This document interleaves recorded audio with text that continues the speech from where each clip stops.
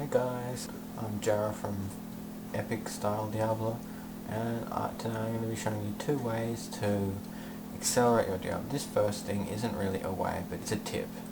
So pretty much, usually people like to roll their Diablo on the ground, like this.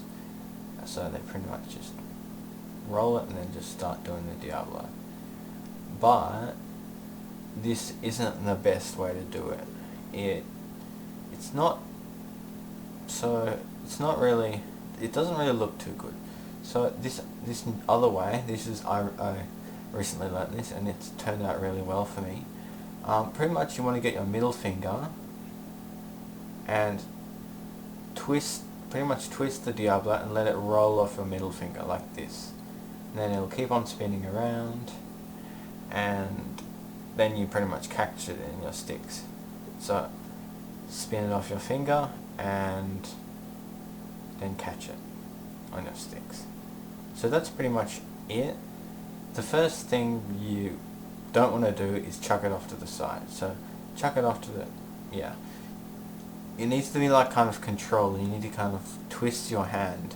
So chuck it up in the air and then just quickly catch it and then start doing power pulls. So that's pretty much this whole thing. And yeah, so this first way of accelerating your Diablo, you don't need a loop for it, and it's much better if you have a bearing Diablo, it's much better with a loop, but if you have a non-bearing Diablo, it's better without a loop. So because I have a bearing Diablo, I'm going to use a loop, so I'll just loop it, and then, so pretty much what you want to do is your non-dominant stick, you want to pull it out from you and then cross it over behind your dominant hand stick. So cross, pull, cross, pull, cross, pull, cross, pull, cross, pull, and then you can just do it really fast.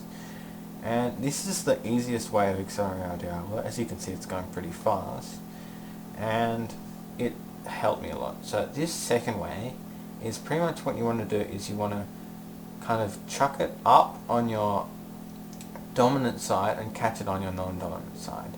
So I'm left-handed, so I will just chuck it on my left side and catch it on my right side. And so keep on doing that. And then you kind of want to make your Diablo go in a circle. So it can look really good if you do it really good, if you do it properly. And there we go. There you have it, ladies and gentlemen.